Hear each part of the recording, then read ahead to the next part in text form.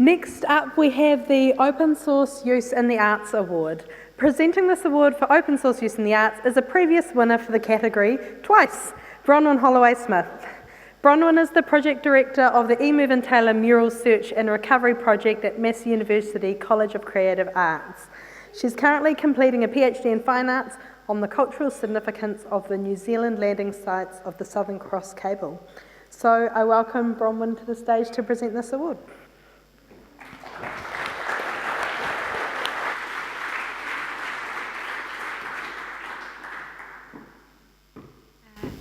Kia ora koutou.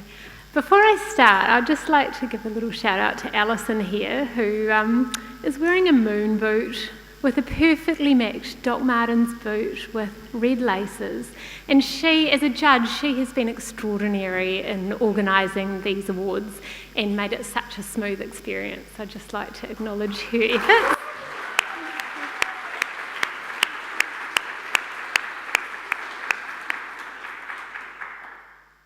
And because I'm a nerd, I've prepared a speech about all of the applicants because they're all the nominees, because they're all so extraordinary and I want to do them justice. So without further ado, making open source art isn't simply about using open source tools and licenses in art projects. It means a change of mindset from all rights reserved to some rights reserved.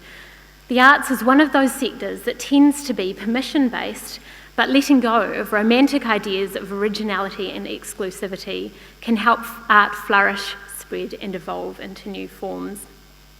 Projects like the ones nominated tonight are challenging these traditional ideas of ownership, expanding our understanding of where the true value of art lies, and showing us new and engaging open source ideas that contribute positively to society. This award recognises a New Zealand art project that has made an outstanding contribution to the promotion of free and open source philosophy. And the finalists are the Make Use team, Massey University for Make Use, User Modifiable Zero Waste Fashion. And I encourage you to check out the URLs printed in the books in front of you. Despite its impact in the world, fashion is conventionally a very insular industry. Designs are not easily protected by law, so to stay profitable, the industry rapidly makes garments stylistically obsolete. Little is shared and few garments have any longevity. As a result, the fashion and textile industry is the second largest polluter on the planet.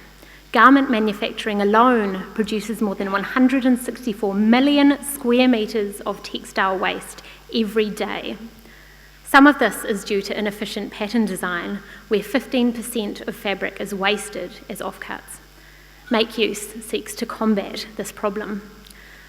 Make Use is an open source system for making user-modifiable zero-waste garments. Zero-waste garments are what they sound like, where through clever pattern design, 100% of the fabric required to make the garment is used in its production, so there's no waste. The garments can also be modified or remade into new garments requiring the same fabric area. All of the components and tools for each of the Make Use garments are available online under a Creative Commons Attribution license, including digital files suitable for customisation, print files for paper patterns or printing direct to textiles, template files suitable for printing or laser cutting, and even a specially designed Make Use typeface. And the second nominee is...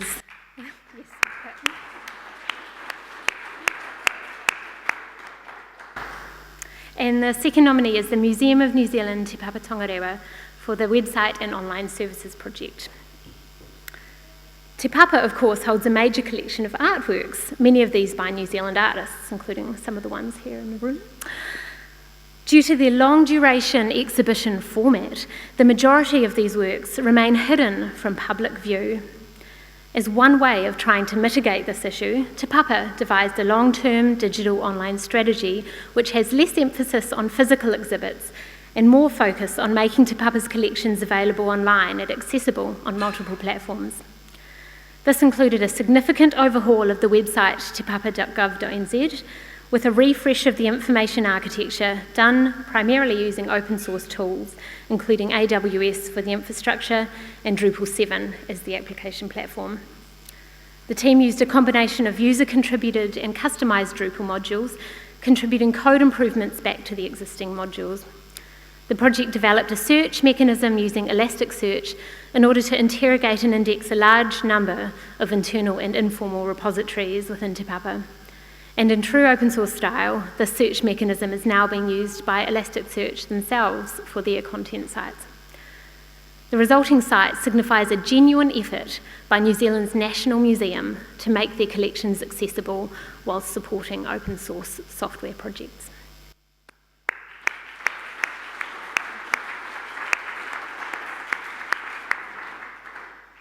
The third nominee is Julian Oliver for Public Patch.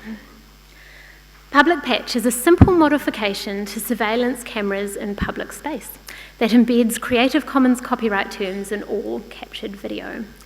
Quite literally, the patch is a small printed sign that sits in front of security cameras so that any footage recorded by the camera includes the Creative Commons Attribution Non-Commercial Share-alike license. The patch is a simple device that can be made in a few hours using under $10 of materials, including a plastic paperclip, 2 rubber bands, printed overhead projector paper, and a strip of aluminium. This artwork suggests that all passive security footage of public space should be an open source resource, presenting the public with a concept they can apply to their own surroundings to test this assertion. Some of you may like to do that.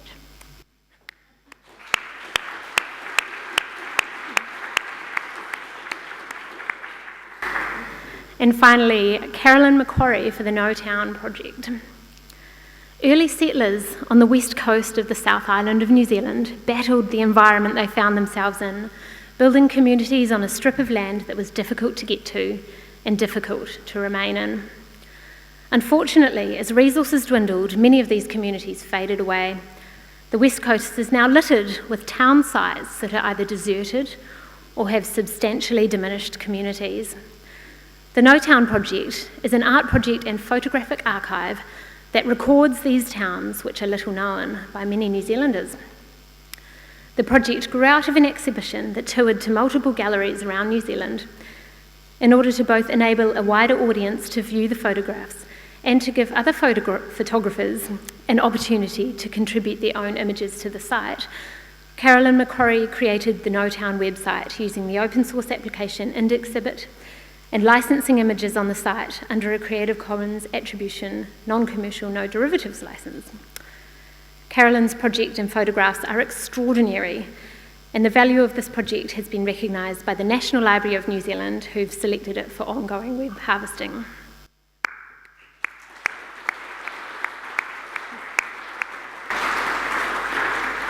And the winner is the Make Use team, Massey University, for Make Use User Modifiable Zero Waste Fashion.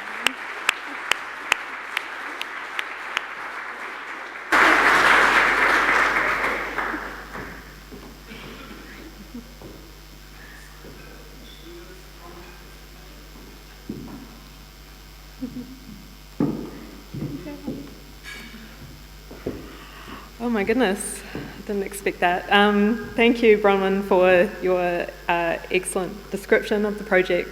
The project started quite a few years ago as part of another project called Local Wisdom, which was looking at how to kind of take, how to encourage and support the kinds of activities that ordinary people do with their clothes already. So rather than believing that designers are the holders of knowledge in fashion and we bestow it upon the public, it's that ordinary everyday people already do things with their clothes that are really innovative and interesting and real. And so the Make Use project began to grow out of that one. It was a truly collaborative effort. There's the whole team, apart from Jason O'Hara, who's currently in Antarctica, who are down the back there, and I want to thank all of them. It's an interesting space to work in because we are all university lecturers, and we're increasingly encouraged to commodify and make money out of our research. And this doesn't make any money. This is intentionally available for anybody to use. So the description that Bronwyn gave was fantastic. I don't need to expand on it too much more. I just want to say that when we started, we thought it was about making patterns to make garments freely available for people, but it also turned out to be a way of engaging with others and to understand what other people actually want from their garments. How do they want them to work for them?